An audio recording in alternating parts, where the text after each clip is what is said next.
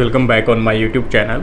और आज अपन उसी सीरीज़ को जो आरपीएससी की अपन ने यूनिट 3 या पीजी लेवल की जो स्टार्ट कर रखी है, उसी सीरीज़ को आगे बढ़ाते हुए अगला टॉपिक के बारे में आज अपन डिस्कस करेंगे।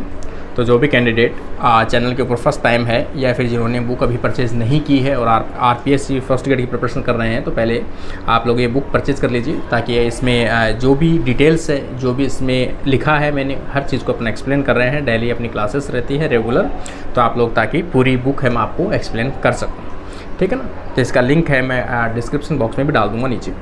तो आज अपना जो टॉपिक रहेगा वो रहेगा सोमेटिक एम्ब्रियोजेनेसिस। टॉपिक क्या रहेगा आज अपना? Somatic embryogenesis. देखो, सोमेटिक एम्ब्रियोजेनेसिस नाम से है कि सोमेटिक एम्ब्रियोजेनेसिस कहते किसे हैं।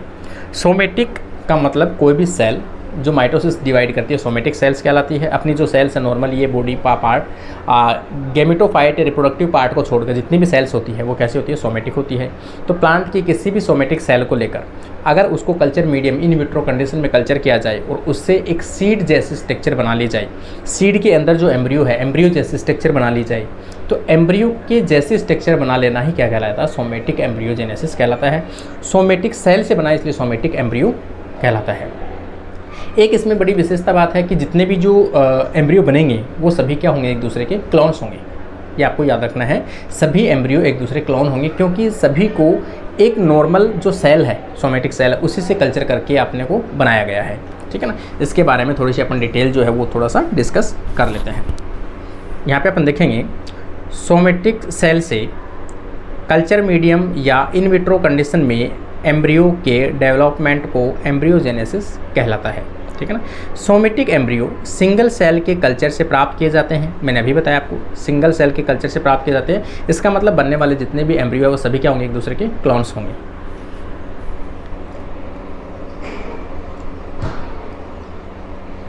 यहाँ पे अपन, ठीक है ना।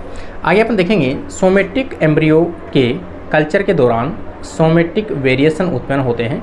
जैसे मान लो किसी भी सेल को आप कल्चर करते हो, लगातार अगर वो डिवाइड होती रहती है तो उनके क्रोमोसोम प्रॉपर रूप से सेपरेट नहीं हो पाते हैं, प्रॉपर रूप से डिवाइड नहीं हो पाते हैं।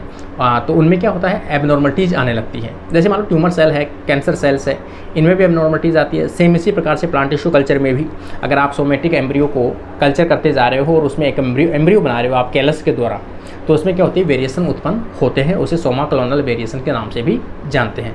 क्या कहते हैं? सोमा क्लोनल वेरिएशन कहते हैं, ठीक है। तो इसमें सोमेटिक एम्ब्रियो के कल्चर के दौरान सोमेटिक वेरिएशन उत्पन्न होते हैं जिसमें जेनेटिक स्टेबिलिटी कम होती है, मतलब वेरिएबल होते हैं, वो छोटे मोटे चेंजेस उनमें होते रहते हैं।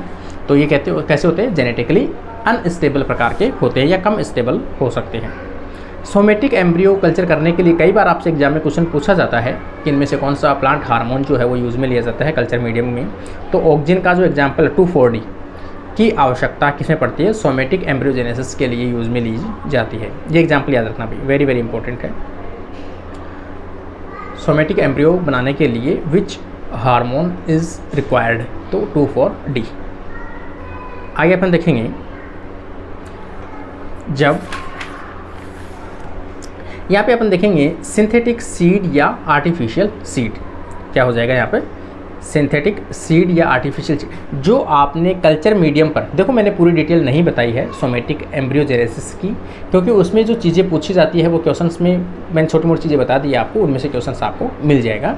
अब अपन देखेंगे कि जो आपने एम्ब्रियो बनाया है वो एम्ब्रियो क्या लंबे टाइम तक आप सुरक्षित रख सकते हो क्या? इसलिए लंबे टाइम तक, क्योंकि आप अपने नॉर्मल नेचर में बात करते हो तो एम्ब्रियो किस में पाया जाता है? सीड में पाया जाता है। और सीड जो है वो काफ़ी डोरमेंट स्ट्रक्चर होती है, काफ़ी लंबे टाइम तक क्या रह सकता है? रेजिस्टेंट पावर या फिर अनफेवरेबल कंडीशन में भी सर्वाइव कर सकता है। जैसे ही फेवरेबल कंडीशन आती है वो जर्मिनेट हो जाता है। सेम इसी मेथड के ऊपर अपन क्या करते हैं कि जो सोमेटिक एम्ब्रियो आपने बनाया है उसके ऊपर चारों तरफ अगर आपने कवर लगा दे, एक आवरण लगा दे, एक जेल चढ़ा दे, तो वो सूखेगा नहीं। और नहीं सूखेगा तो जब आपको आवश्यकता पड़ेगी तो उसको आप क्या करोगे? कल्चर मीडियम पर वापस से उसको ग्रोथ करवा सकते हो। तो इसको सिंथेटिक सीड कह सकते हैं अपन, ठीक है ना। किसी भी प्लांट के जर्म प्लाज्म को या प्लांट के किसी भी पार्ट को किसी जेल के द्वारा कवर किया जाए तो उसे अपन क्या कहते हैं? सिंथेटिक सीड कहते हैं। इसमें एक क्वेश्चन जो है सबसे इंपॉर्टेंट जो क्वेश्चन पूछा जाता है कि सिंथेटिक सीड में कौन सा केमिकल यूज में आता है, तब तो आपका ऑप्शन आएगा sodium alginate. Very very important, कई बार एग्जाम में, हर एग्जाम में मैंने देखा है question synthetic seed artificial seed में यूज्ड केमिकल, तो आप कहोगे सोडियम एल्जिनेट। अब आप कहोगे कि सिंथेटिक सीड का जो लास्ट में कवर जो बनता है वो किसका बनता है, तो आप कहोगे कैल्शियम एल्जिनेट का। ठीक है ना, तो क्योंकि इसमें दो केमिकल यूज में आते हैं, एक तो सोडियम एल्जिनेट और एक कैल्शियम क्लोराइड।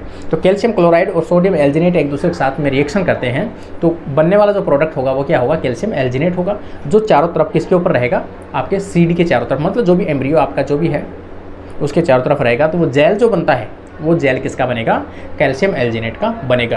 क्वेश्चन पे डिपेंड करना कि लैंग्वेज में पूछा क्या गया, हो सकता है वो आपको ये पूछे कौन सा केमिकल यूज में आता है, तो इसमें सोडियम एल्जिनेट यूज में आता है। जेल किसका बनता है फाइनली, तो बनता है कैल्शियम एल्जिनेट का। ठीक है ना, तो अब अपन इसको स्टार्ट करते हैं। जब सोमेटिक एम्ब्रियो कोई भी हो सकता है, सूट बड हो सकता है, एक्सिलरी बड हो सकता है, आदि को कैल्शियम एल्जिनेट, देखो मैंने साफ लिखा है, इसीलिए लिखा है मैंने कि आप जब भी ये लाइन पढ़ो तो आपको पहला क्वेश्चन क्लियर हो जाए कि इसका जो जेल है वो किसका बना, कैल्शियम एल्जिनेट का बना है, से कवर्ड या एनकैप्सुलेटेड किया गया होता है। इसमें आवश्यक न्यूट्रिएंट, ग्रोथ रेगुलेटर्स, पेस्टिसाइड्स या एंटीबायोटिक्स भी पर्याप्त मात्रा में डाली जाती है, उसे सिंथेटिक सीड के नाम से जानते हैं। सिंथेटिक सीड का आवरण, देखो मैंने अभी ये लाइन क्लियर करने के लिए लिखी है, सिंथेटिक सीड का जो आवरण है ना, ये आवरण जो है इसमें एम्ब्रियो जो यहाँ पर इस प्रकार से एम्ब्रियो है, तो ये जो आवरण है, ये जेल है, वो किसकी बनी है, तो कैल्शियम एल्जिनेट की बनी है। अरे इसमें केमिकल पूछा जाए कौन से मिले हैं, तो sodium alginate and calcium chloride इसमें मिलाया जाता है। यूज आने वाले केमिकल, तो यहाँ पर आप कहोगे सोडियम एल्जिनेट का 2% और कल्चर मीडियम, इसके अलावा कैल्शियम क्लोराइड 100 मिलीमोलार यूज में लिया जाता है। ये इन दोनों से रिएक्शन करने के कारण से जो बनने वाला जेल है वो बनेगा कैल्शियम एल्जिनेट का। ठीक है ना, याद रखना भाई। सिंथेटिक सीड के लिए लिया गया प्लांट का पार्ट या सोमेटिक एम्ब्रियो को क्या कहते हैं, प्रोपोग्यूल के नाम से जानते हैं, ये याद रख लेना भाई। कई बार ऐसे छोटे छोटे क्वेश्चन भी पूछ ले जाते हैं कि सिंथेटिक सीड बनाने के लिए जो एक्सप्लांट जो भी चीज़ आप यूज में ले रहे हो, जर्म प्लाज्म यूज में ले रहे हो, तो उसे क्या कह सकते हैं अपन, तो प्रोपोग्यूल के नाम से भी जान सकते हैं। एक इसमें वेरी वेरी इंपॉर्टेंट यहाँ पे मैं आपको कहूँगा, सिंथेटिक सीड का जो कॉन्सेप्ट है वो किसने दिया था, तो 1977 में मुरासिस ने ये कॉन्सेप्ट है वो दिया था सिंथेटिक सीड का। सिंथेटिक सीड दो प्रकार के हो सकते हैं, एक हाइड्रेटेड और एक डेसिकेटेड। ठीक है, मतलब नॉन हाइड्रेटेड, एक में वाटर होता है और एक में वाटर की कंटेंट काफ़ी कम कर दी जाती है। ठीक है ना, तो सिंथेटिक सीड है वो कितने प्रकार के होते हैं, दो प्रकार के होते हैं। एक आ जाएगा अपना डेसिकेटेड, डेसिकेटेड का मतलब हार्ड होता है, डिहाइड्रेटेड होता है, वाटर की कमी होती है। तो यहाँ पर आप कहोगे इसमें एम्ब्रियो हार्ड एम्ब्रियो होता है, लो वाटर कंटेंट होता है, इसमें रेजिस्टेंट पावर बनाए रखने के लिए इसमें जो एब्सिसिक एसिड है ABA हार्मोन को मिलाया जाता है, क्योंकि इसे क्या कहते हैं अपन, डोरमेंट हार्मोन के नाम से भी जानते हैं कि प्लांट की जो डोरमेंसी है वो किसके द्वारा बनी रहती है, तो प्लांट में भी डोरमेंसी बनी रहती है एब्सिसिक एसिड की वजह से। और दूसरा सीड जो है वो क्या हो जाएगा, हाइड्रेटेड हो जाएगा। इसका सिंपल सा है कि इसमें वाटर का कंटेंट थोड़ा ज़्यादा रहता है, इसमें वाटर हाई लेवल में प्रेजेंट होता है।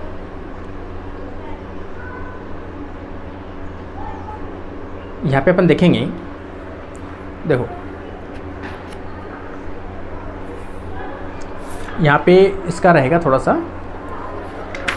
यहाँ पे शायद टॉपिक इसमें लगा नहीं है या क्या है, इसमें जो है ये वो हैप्लॉइड कल्चर है। वैसे तो हैप्लॉइड प्लांट कल्चर कह सकते हैं अपन, धतूरा कल्चर कह सकते हैं, एंथर कल्चर कह सकते हैं। तो यहाँ पे अपन देखेंगे कि ये जो टॉपिक है, ये टॉपिक यहाँ पर एंथर कल्चर कह सकते हैं ना। सर्वप्रथम 1964 में गुहा एंड महेश्वरी ने एंथर कल्चर के दौरान haploid embryo, haploid plantlet produce किए थे, धतूरा इनोक्सिया, और इस प्रोसेस को क्या कहते हैं, एंड्रोजेनेसिस कहते हैं। सर्वप्रथम शार्प इटियोल ने 1972 में एंथर से पोलन ग्रेन को आइसोलेट करके उसे पूर्ण रूप से हैप्लॉइड प्लांट प्राप्त किए थे। ये देखो दोनों में डिफरेंस है, एक तो ये है सर्वप्रथम एंड्रोजेनेसिस की प्रोसेस किसने दी थी, हैप्लॉइड प्लांट किसने प्राप्त किया था, और एक ये है पूर्ण रूप से शुद्ध हैप्लॉइड प्लांट प्राप्त किसने किया था। तो शुद्ध हैप्लॉइड प्लांट कैसे प्राप्त कर सकते हो आप, जब माइक्रोस्पोर को या फिर पोलन ग्रेन को आप कल्चर करते हो तब तो शुद्ध बनेगा। ठीक है, और कंप्लीट एंथर को करते हो तो एंथर का जब वॉल होता है वो डिप्लॉइड होती है, तो वो कंप्लीट प्योर हैप्लॉइड प्लांट प्राप्त नहीं कर सकते आप। तो गुहा और महेश्वरी ने जो प्राप्त किया था वो प्योर हैप्लॉइड नहीं था। इसके बजाय जो अपन कहेंगे शार्प इटियोल ने, शार्प और इनके सहयोगियों ने इन्होंने जो बनाया था प्लांट हैप्लॉइड, ये शुद्ध रूप से बनाया था, क्योंकि इन्होंने एंथर के अंदर से पोलन ग्रेन माइक्रोस्पोर को निकालकर उसका कल्चर किया था, जो शुद्ध क्या होता है, हैप्लॉइड होता है। आगे अपन देखेंगे हैप्लॉइड एम्ब्रियो में पोलैरिटी पाई जाती है। पोलैरिटी का मतलब होता है कि भाई जो भी यहाँ पे अपन देखेंगे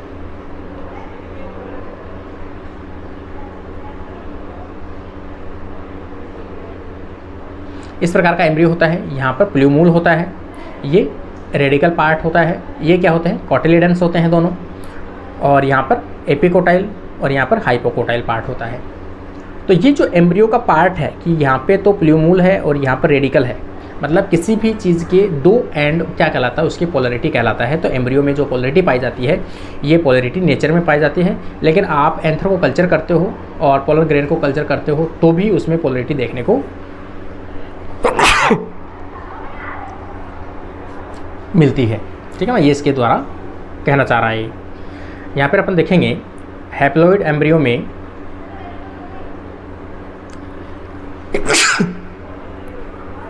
हैप्लॉइड एम्ब्रियो में पोलैरिटी या ध्रुवता भी पाई जाती है, जिसमें ऊपरी भाग में प्लूमूल कहलाता है जबकि नीचे वाला रेडिकल कहलाता है। प्लूमूल वाला भाग जो है उसमें पोटेशियम आयन एंटर करते हैं जो पोलैरिटी के लिए रेस्पॉन्सिबल होते हैं, जबकि निचला भाग जो रेडिकल कहलाता है उसमें प्रोटॉन जो है वो बाहर की तरफ निकलते हैं। ठीक है ना।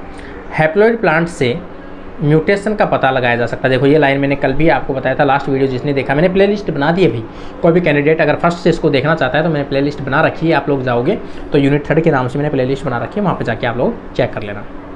ये सबसे इंपॉर्टेंट अभी इसका कि हैप्लॉइड प्लांट कहाँ पे यूज में आते हैं, म्यूटेशन को चेक करने के लिए यूज में आते हैं। हैप्लॉइड प्लांट सेल डिवीजन में कॉल्चिसिन क्या है, एक मेडिसिन है, एंटीबायोटिक है, ट्रीटमेंट करते हैं तो उसमें क्या होता है, सेल की डबलिंग होती है, क्रोमोसोम को सेपरेट होने से रोकता है। कौन सी स्टेज में, मेटाफेज में रोकता है ये, मतलब एनाफेज उसमें होती ही नहीं है, मेटाफेज में ही सेल को क्या रोक देता है। तो यहाँ पर अपन देखेंगे डिप्लॉइड प्लांट प्राप्त किए जा सकते हैं, होमोजाइगस डिप्लॉइड प्लांट प्राप्त किया जा सकता है। किससे, हैप्लॉइड प्लांट कल्चर से। कॉल्चिसिन का काम क्या है, माइक्रोट्यूब्यूल्स जो बनती है, स्पाइंडल फाइबर्स जो बनती है, उसके पोलराइजेशन को रोकता है। सेल डिवीजन के मेटाफेज में कार्य करती है। ये वेरी वेरी इंपॉर्टेंट, जो भी मैंने ऐसी चीज़ें लिखी हैं ये आपको वेरी वेरी इंपॉर्टेंट है भाई। कॉल्चिसिन का रोल काफ़ी बार एग्जाम में पूछा जाता है, कॉल्चिसिन सेल डिवीजन के कौन से स्टेज पे फंक्शन करती है, तो आप कहोगे मेटाफेज के ऊपर फंक्शन करती है। माइक्रोट्यूब्यूल्स जो बनती है, स्पाइंडल फाइबर्स जो बनते हैं, है ना, उनको क्या करता है, पोलीमराइजेशन को रोकता है, जिसके कारण से एनाफेज इसमें नहीं आती है, मतलब क्रोमोसोम सेपरेट नहीं हो पाते हैं। माइटोसिस में क्रोमोसोम सेपरेशन को रोकते हैं, ये ट्यूबुलिन के पोलीमराइजेशन को रोकते हैं। ट्यूबुलिन का मतलब वही है स्पाइंडल फाइबर्स। सेल डिवीजन रुक जाती है, स्पाइंडल फाइबर्स के निर्माण को रोकते हैं। मैंने सभी लाइनें लिखी हैं जो आप समझ सको। यहाँ पे अपन देखेंगे एंथर कल्चर के लिए MS मीडियम या B5 मीडियम को यूज में लिया जाता है, जिसमें काइनेटिन, जियाटिन और शुगर व आयरन को मिक्स किया जाता है। ऑक्जिन 2,4-D पोलन ग्रेन से कैलस तथा एम्ब्रियो के निर्माण को इंड्यूस करता है। ये तो मैंने पहले भी आपको कह रखा है कि जब भी आपको एम्ब्रियो कल्चर करना हो, एम्ब्रियो का निर्माण करना हो, एम्ब्रियो बनाना हो, एम्ब्रियोजेनेसिस करना हो, तो आपको कौन सा हार्मोन, ऑक्जिन हार्मोन डालना है। कौन सा, 2,4-D। ये वेरी वेरी इंपॉर्टेंट है आपको। एक 2,4-D का जब भी एग्जाम्पल आता है आपके हर एग्जाम में कहीं ना कहीं पूछा जाता है कि 2,4-D जो है हर्बिसाइड के रूप में यूज में आती है, ब्रॉड स्पेक्ट्रम हर्बिसाइड के रूप में यूज में लिया जाता है। कॉमर्शियल लेवल पर हर्बिसाइड के रूप में कौन सा प्लांट हार्मोन यूज में आता है, ये क्वेश्चन हर बार किसी न किसी एग्जाम में पूछा जाता है और आपका आंसर रहेगा ऑक्जिन। ऑक्जिन में से पूछा जाए तो 2,4-D याद रखना भाई, हर्बिसाइड के रूप में काम आता है, ब्रॉड स्पेक्ट्रम हर्बिसाइड है ये। जिस चीज़ के ऊपर मैं आपको जोर दे रहा हूँ इसका मतलब समझ जाना, वो क्वेश्चन वेरी वेरी इंपॉर्टेंट है, आपके क्वेश्चन एग्जाम में योग का योग मिलेगा। यहाँ पर आप देखोगे auxin hormone 2,4-D commercial level पर, देखो मैंने जो भी लाइन में आपको कह रहा हूँ हर चीज़ मैंने इसमें इंक्लूड की है ताकि आपको हर चीज़ साथ साथ में याद रहे आपको। 2,4-D कॉमर्शियल लेवल पर हर्बिसाइड के रूप में यूज में लिया जाता है। तो ये क्या होता है, वीड्स जो होते हैं, घास फूस, उनको क्या करते हैं, किल करने के लिए खरपतनाशी के रूप में पाया जाता है। अब अगला जो टॉपिक आ जाएगा वो कौन सा आ जाएगा, क्रायो प्रिजर्वेशन। यहाँ पर अपन देखेंगे क्रायो प्रिजर्वेशन। क्रायो प्रिजर्वेशन के नाम से भी मैंने शायद पहले भी डिस्कस किया था, आपको जो रेगुलर वीडियो देख रहा है उनको पता भी होगा। क्रायो का मतलब क्या होता है, आइस। क्रायो प्रिजर्वेशन का मतलब होता है उसको स्टोर करना। किस में स्टोर करना है अपने को, वेरी लो टेम्परेचर पर किसी भी लिविंग ऑर्गेनिज्म के पार्ट को प्रिजर्व करना लंबे समय तक क्या कहलाता है, क्रायो प्रिजर्वेशन कहलाता है। क्रायो प्रिजर्वेशन में एक ही क्वेश्चन हमेशा पूछा जाता है पहली चीज़ तो ये कि लॉन्ग टाइम तक स्टोरेज करने के लिए कि आइस लेवल पर या फिर वेरी कोल्ड टेम्परेचर के ऊपर स्टोर किया जाता है तो उसे क्या कहलाता है, क्रायोप्रेजरेशन कहलाता है। क्रायोप्रेजरेशन को किस टेम्परेचर पर स्टोरेज किया जाता है, तो आपको हो गया -196 डिग्री सेल्सियस। फिर अगर आपको ऑप्शन में ये ना मिले, -196 डिग्री सेल्सियस ना मिले, तो वहाँ पर लिक्विड नाइट्रोजन मिलेगा। यहाँ पर कई बार एग्जाम में पूछा जाता है कि लिक्विड नाइट्रोजन का टेम्परेचर कितना होता है, तो आपको हो गया -190 डिग्री सेल्सियस।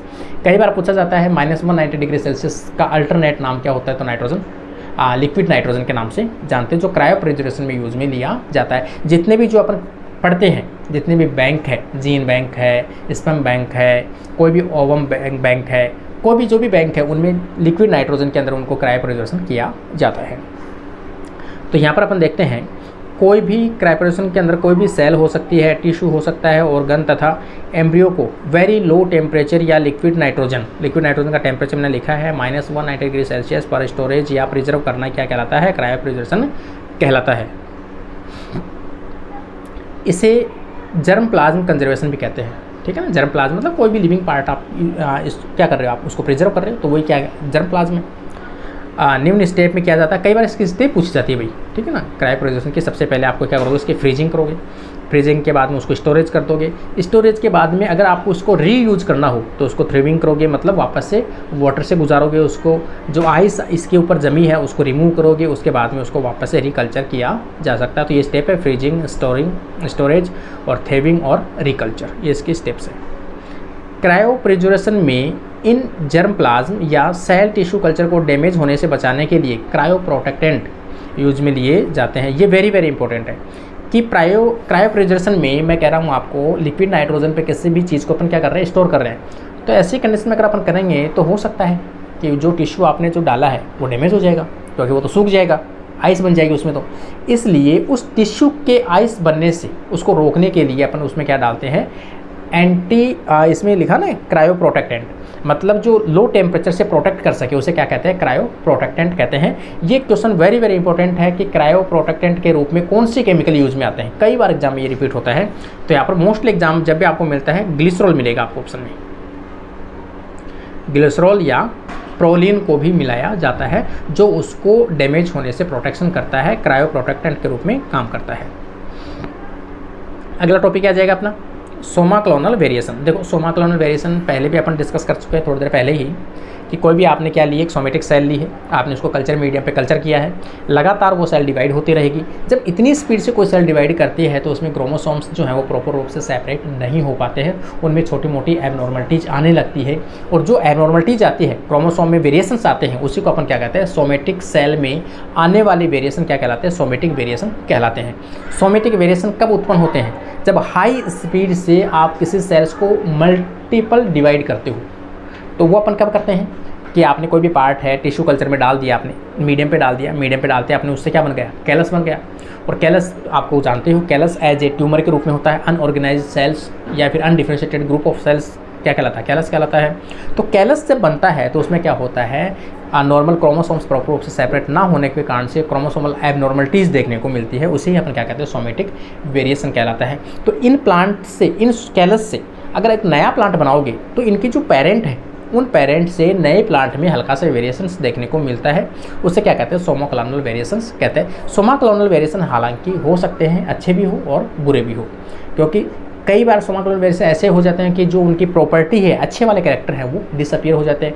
कई बार ऐसे भी हो सकता है कि गेन ऑफ फंक्शन हो, कि कई नए कैरेक्टर उनके सामने आ जाए, अच्छा वेरिएशंस हो, ठीक है ना। तो वो डिपेंड करता है। तो यहाँ पर पूछा जाएगा आपको सीधा से क्वेश्चन, इसमें से क्या आता है, सोमा क्लोनल वेरिएशंस किसके कारण से उत्पन्न होते हैं, तो कल्चर के दौरान सेल लगातार डिवाइड होती रहती है, जिसके कारण से क्रोमोसोम एबनॉर्मलिटीज़ पाई जाती है, क्रोमोसोम एब्रेशन ऑप्शन में आएगा, क्रोमोसोम एब्रेशन के कारण से ये उत्पन्न होते हैं, ठीक है ना। इसमें मैंने लिखा भी होगा, प्लांट टिश्यू कल्चर के दौरान सेल या सोमेटिक सेल के ग्रुप का क्या बनता है, कैलस बनता है। इसमें सेल डिवीज़न की रेट अधिक होती है, जिससे क्रोमोसोम में एबनॉर्मलिटीज़ आने लगती हैं, जिससे जेनेटिक वेरिएशंस उत्पन्न होने लगते हैं, जैसे सोमा क्लोनल वेरिएशंस या सोमेटिक क्लोन्स में उत्पन्न होने वाले वेरिएशंस कहलाते हैं, ठीक है ना। इसमें से आपको याद रखना इंपॉर्टेंट टर्म जो है, सोमा क्लोनल जो टर्म है, सोमा क्लोन जो टर्म्स है वो किसने दिया था, तो यहाँ पर लैर्किन ने दिया था, LARKIN, लैर्किन, और स्कॉफ्ट ने यूज में लिया था। और सोमाटिक वेरिएशंस जो है वो किसके द्वारा इंड्यूस किए जाते हैं, यहाँ पर 2,4-D या जो है BA जो है ना 6 बेंजाइल एमिनो प्यूरिन मतलब साइटोकाइनिन के द्वारा इंड्यूस किए जाते हैं। सेल ऑर्गेनल को सेपरेट करने के लिए सुक्रोज डेंसिटी ग्रेडियंट यूज में, ये वेरी वेरी इंपॉर्टेंट है भाई। देखो मैंने सेंट्रीफ्यूज से रिलेटेड 2 टर्म्स मैंने आपको पहले बताए हैं कि अगर आपको पूछा जाए कि आपको सेंट्रीफ्यूज के द्वारा DNA को प्यूरिफाई करना है और DNA को सेपरेट करना है आपको, तो किसके द्वारा करोगे, तो सीजियम क्लोराइड के द्वारा, सीजियम क्लोराइड ग्रेडियंट के द्वारा आप DNA को प्यूरिफाई कर सकते हो सेंट्रीफ्यूगेशन के द्वारा। अगर आपको ये पूछा जाए कि जो सेल्स है, सेल्स में जो ऑर्गन है, माइटोकॉन्ड्रिया है, क्लोरोप्लास्ट है,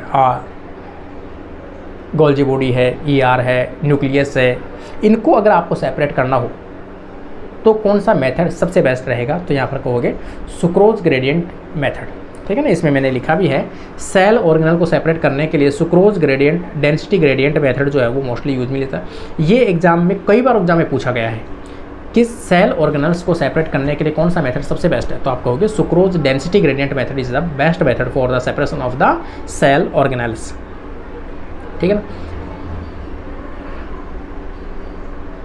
आगे एक टॉपिक और पढ़ लेते हैं अपन, है ना। यहाँ पे आज अपन टॉपिक देखेंगे DNA फिंगरप्रिंटिंग। DNA फिंगरप्रिंटिंग में से हमेशा क्वेश्चन पूछा जाता है।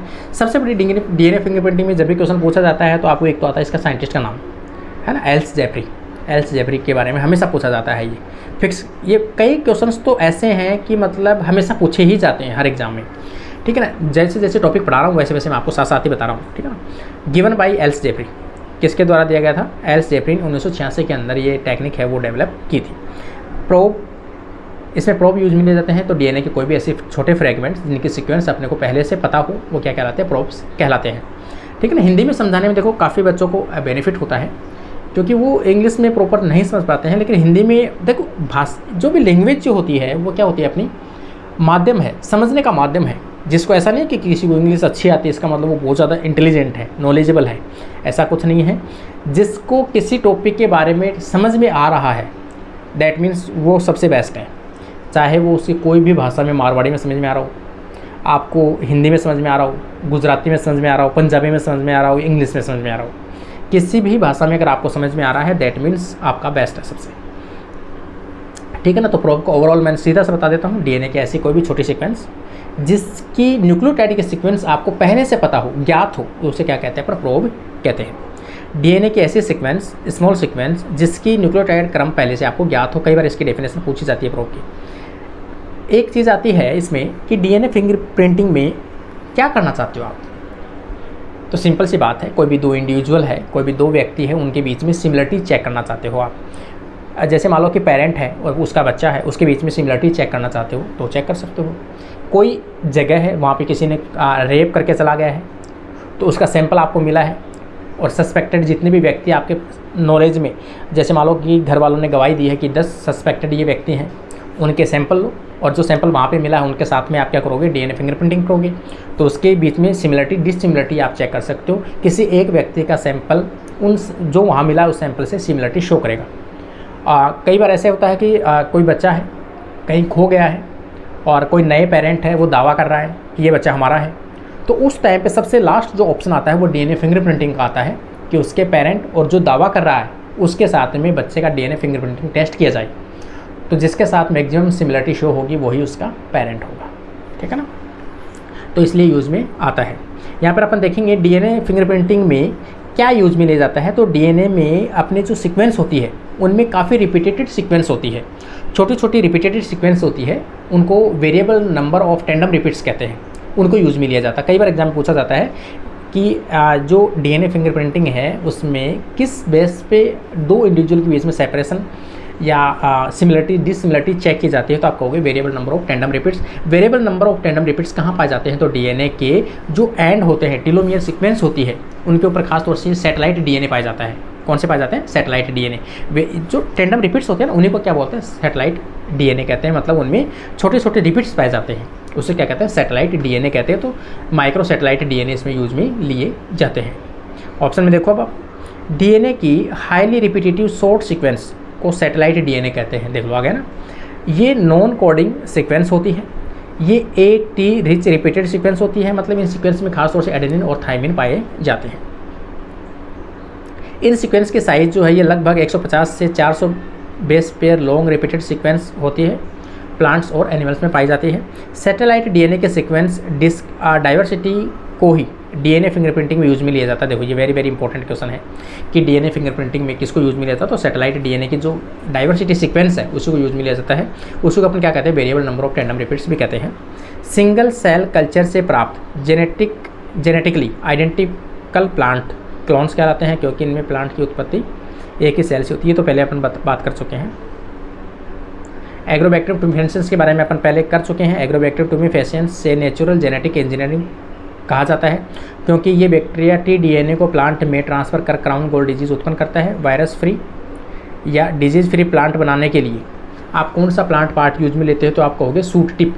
ये क्वेश्चन वेरी वेरी इंपॉर्टेंट है, हर एग्जाम में पूछा जाता है कि प्लांट के टिप को कल्चर करके, सूट टिप को, एपिकल टिप को कल्चर करके आप वायरस फ्री प्लांट प्राप्त कर सकते हैं। ये हर बार पूछा जाता है कि वायरस फ्री प्लांट प्राप्त करने के लिए कौन सा टिश्यू कल्चर का मेथड यूज में आता है, तो प्लांट टिश्यू इंड्यूस किया जा सकता है।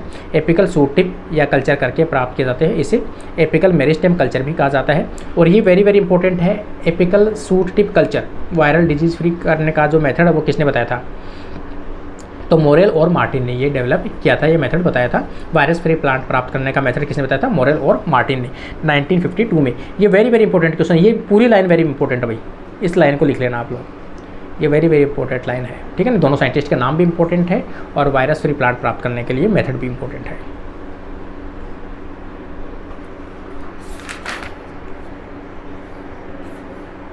इसमें थोड़ा सा मैं आपको बता देता हूँ,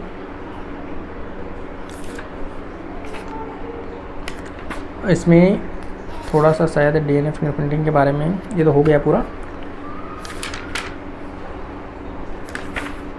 देखो इसमें ये मैंने कुछ ऐसे लिखे हैं कि जो भी इनके सिंथेटिक ऑक्सीजन कौन से हैं और नेचुरल ऑक्सीजन कौन से हैं। कई बार एग्जाम में ये चीज़ें पूछी जाती है। ऑक्सीजन जो है, पहली बात तो ऑक्सीजन का सिंथेसिस किससे होता है, तो इसका प्रिकर्सर जो है वो कौन सा है, ट्रिप्टोफैन अमीनो एसिड है। ये सिंपल सा क्वेश्चन कई बार पूछा जाता है कि ऑक्सीजन प्लांट हार्मोन जो है उसका प्रिकर्सर पूर्वी पदार्थ कौन सा है, तो ट्रिप्टोफैन हार्मोन है, मतलब जो अमीनो एसिड्स है, ठीक है ना। इसमें दो प्रकार के सिंथेटिक ऑक्सीजन है और एक नेचुरल ऑक्सीजन है। नेचुरल मतलब प्लांट्स के अंदर पाए जाते हो, और सिंथेटिक का मतलब है जो अपने लैब में आर्टिफिशियल तरीके से बनाए गए हैं। एग्जाम्पल कई बार पूछा जाता है। तो सिंथेटिक कौन से हैं, 2,4-D है, 2,4,5 है, नेप्थलीन एसिटिक एसिड है, नेप्थलीन एसिटिक एसिड, ये भी कैसा है, सिंथेटिक है।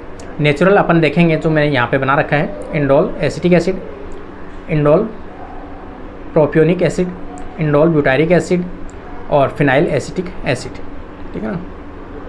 ऑक्सीजन का भी सेम ऐसे ही है। साइटोकाइनिन का पहली बात तो प्रिकर्सर कौन सा होता है, तो इसमें खासतौर से जो न्यूक्लियोटाइड्स होते हैं वही इसका प्रिकर्सर होता है। न्यूक्लियोटाइड में भी खासतौर से अगर पूछा जाए तो आरएनए के अंदर प्रेजेंट जो है एडेनिन क्या होता है, इसका प्रिकर्सर होता है। तो प्रिकर्सर जो होता है वो एडेनिन न्यूक्लियोटाइड होता है, डीएनए या आरएनए से। सिंथेटिक ऑक्सीजन साइटोकाइनिन पूछा जाए और नेचुरल साइटोकाइनिन पूछा जाए तो आपको एग्जाम्पल वेरी वेरी इंपॉर्टेंट है, याद रखना भाई। काइनेटिन क्या है, एक सिंथेटिक है, और 6 बेंजाइल एमिनोप्यूरिन भी क्या है, सिंथेटिक है। और यहाँ पर अपन देखेंगे जो काइनेटिन है ये भी क्या है, सिंथेटिक है।